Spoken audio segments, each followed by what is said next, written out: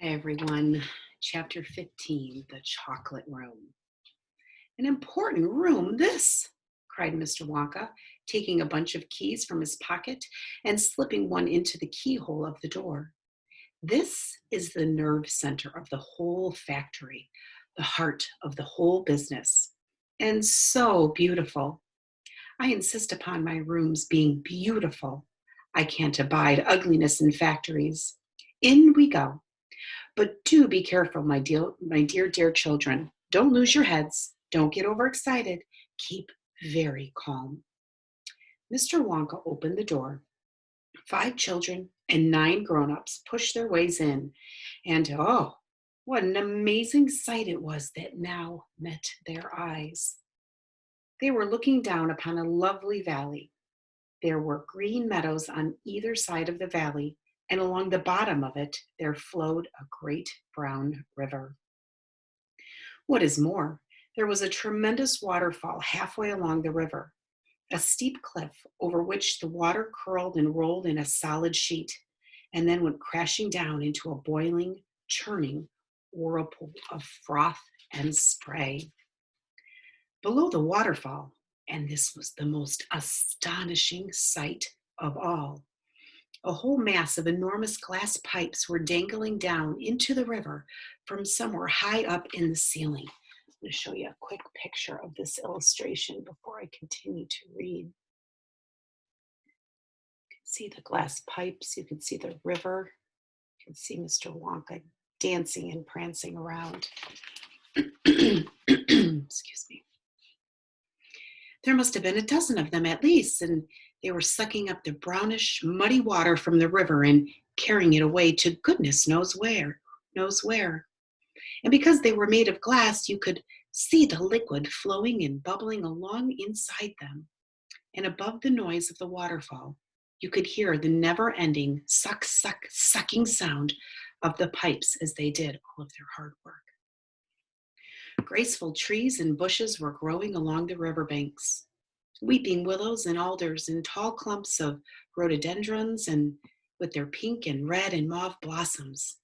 In the meadows, there were thousands of buttercups. There, cried Mr. Wonka, dancing up and down and pointing his gold-topped cane at the great brown river. It's all chocolate. Every drop of that river is hot, melted chocolate of the finest quality. The very finest quality. There's enough chocolate in there to fill every bathtub in the entire country. And all the swimming pools as well. Isn't it terrific? And just look at my pipes. They suck up the chocolate and carry it away to all the other rooms in the factory where it is needed. Thousands of gallons an hour, my dear children. Thousands and thousands of gallons. The children and their parents were too flabbergasted to speak. They were staggered.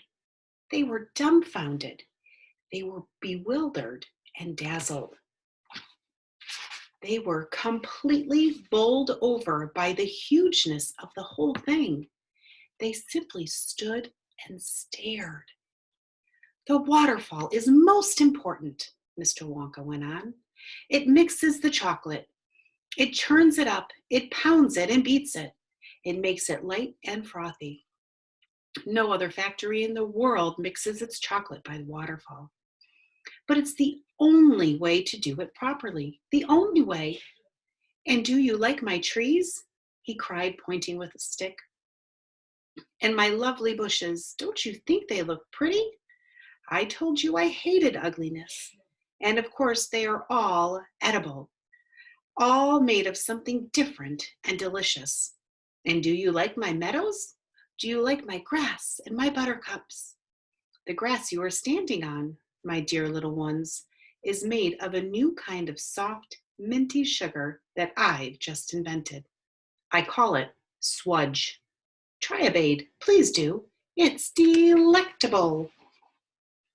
Automatically, everybody bent down and picked one blade of grass. Everybody, that is, except Augustus Gloop, who took a big handful.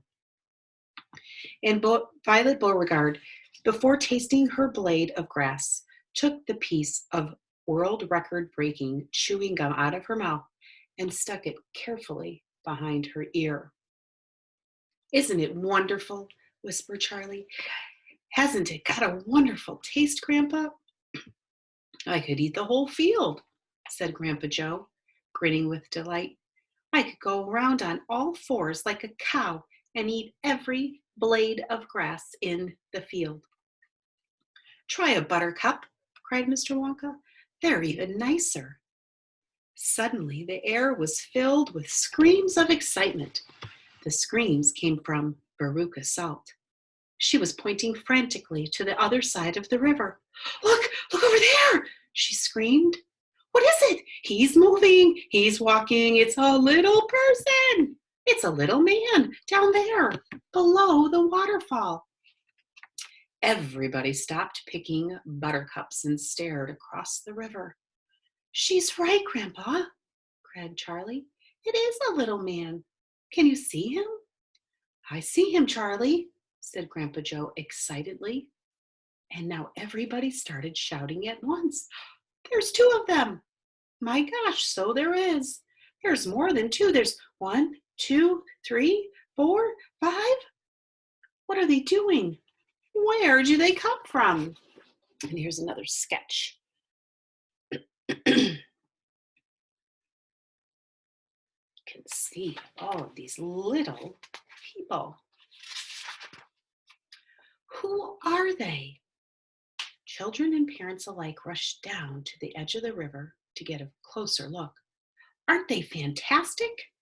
No higher than my knee. Look at their funny long hair. The tiny men, they were no larger than medium-sized dolls, had stopped what they were doing, and now they were staring back across the river at the visitors.